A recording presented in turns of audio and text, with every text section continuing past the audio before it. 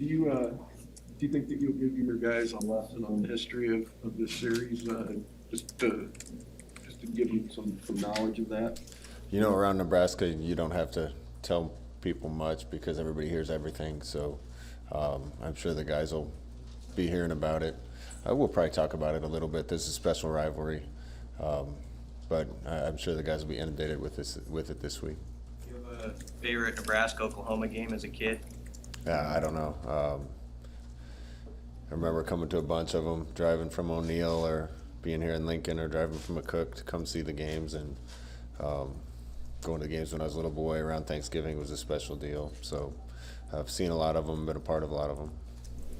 After the game, you talked about that sort of pace running game and wanted it to take off a little bit more. When you kind of watch the film back, how much of it's the trenches stuff and how much of it's the running backs, a combination? What's your feeling? It's a combination. I just think we got to be a little more consistent. It's one guy here or there on some plays. It's missing a hole on another play.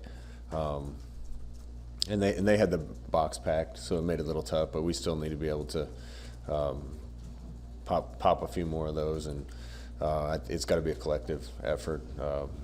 Tight ends, running backs, offensive line, receivers. Did you like what Gabe showed second half, kind of popping off some runs? Yeah, the thing I liked the best is he looked like he was running with a little bit of attitude, like he was going to make it happen. He was going to find a hole and get us yards, and we need an aggressive attitude, including in the running back room.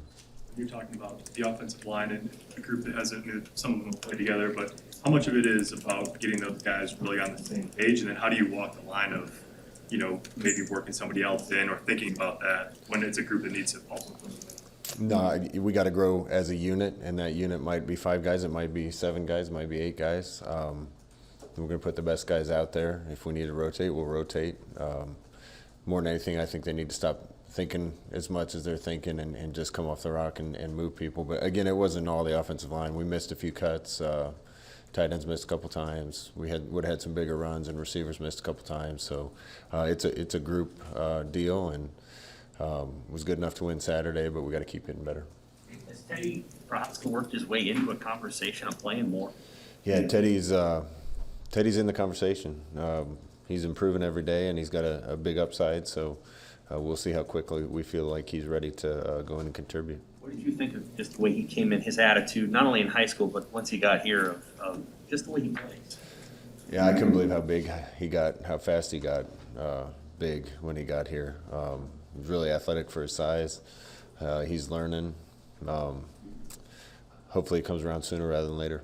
How do you manage the 4-game then with him? Do you just kind of take it one game at a time, then after 4 you have to kind of make a decision? Yeah, with some guys, we're going to hold the 4 games. Other guys, we're going to play them as we need them and make a decision as we get closer to the 4 games.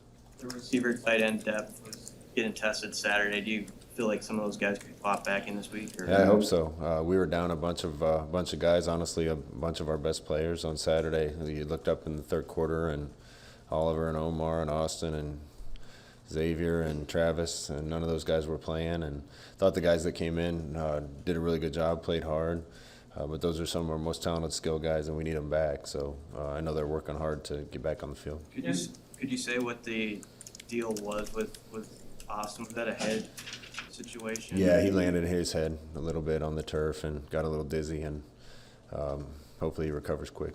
Generally speaking, by what point in the week do you kind of want to know who Adrian's going to be throwing to, or do you take that all the way up till kickoff? I mean, you want to know on Monday, but sometimes you don't have that luxury. We want guys to have practice if we're going to play them, and there's some unique circumstances where you have veterans that have been there, done that, and if you get them back at the end, that's probably good enough. But guys need to train in order to perform well, and we want them back as soon as possible.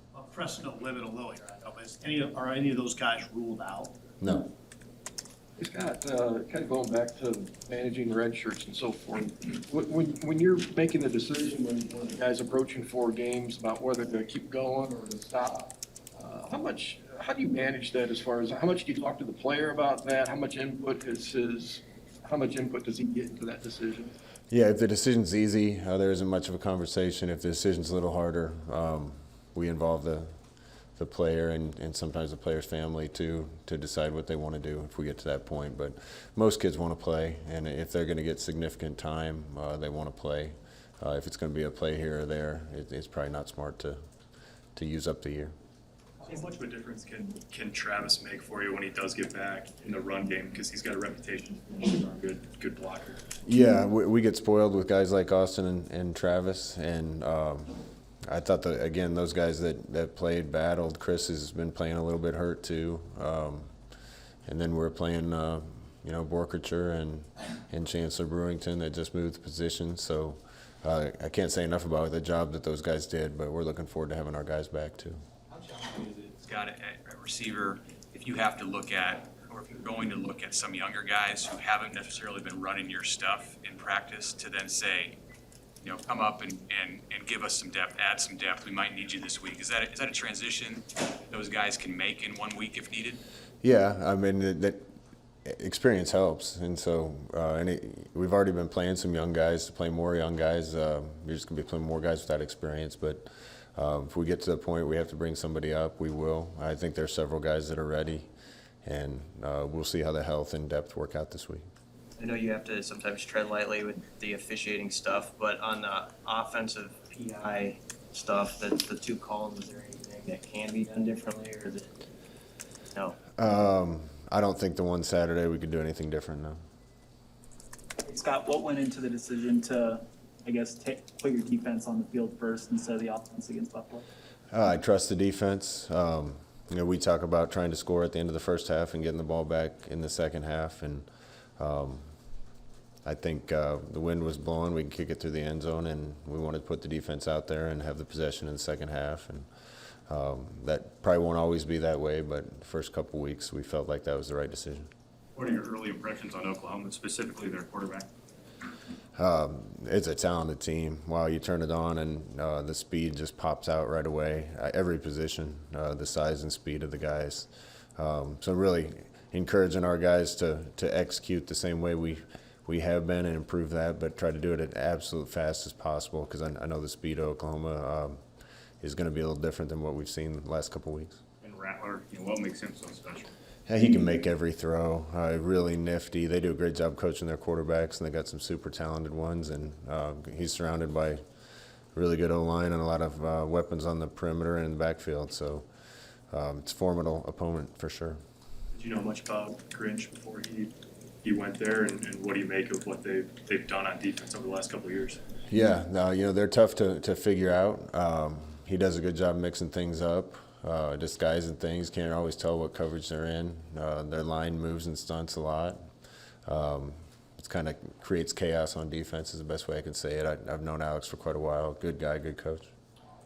Is there personnel, does it look like anything you see in the Big Ten? I mean, athletically, I'm sure Ohio State comes to mind, but beyond that, anything you see in OU that's similar? Yeah, I mean, they've got about as good a player as there is in the country at almost every position. But I don't want our guys to back down to that, and I don't think they will. Our guys are really excited to play. We know what kind of challenge there is in front of us. We know what kind of team we're playing. It's a great team. Our guys are excited about the opportunity. How have you seen Adrian handle moments like this where maybe he makes the play or he presses too much? How do you walk that line between knowing you got to do something but not doing the wrong? I haven't seen him press really the last couple of weeks. In fact, the more we can take off his plate, the better. I think that there's a couple times when he probably could have chose to keep the ball, but it's tough to make that decision when you just ran for 76 yards. He's made some unbelievable plays for us the last 2 weeks and really lifted the team. So we need to keep playing well around him and expect the same type of play out of him.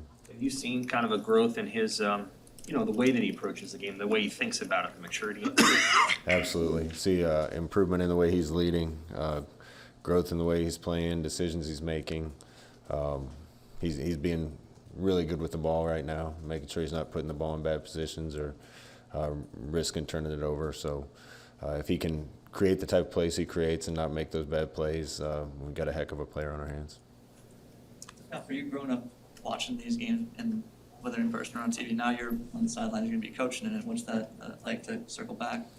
Yeah, this was my favorite game of the year growing up, my entire life. just like every Nebraska fan, I think. And I was lucky enough to play in 2 of them. One of them was Coach Osborne's 250th victory. One of the best rivalries in sports. It's kind of a shame it went away, but it's going to be special to be a part of it in a different role. Does it feel weird to say this would be an SEC Big Ten matchup in a couple of years from now? Yeah, I don't want to get into all that. Do you have to tell your guys like this is just another week, or does it feel different? Does this week feel different at all? We're going to prepare like it's any other week. That's what we do. But I think the emotion's going to take care of itself. I don't think there's going to be a lot of motivational speaking that's going to need to be done.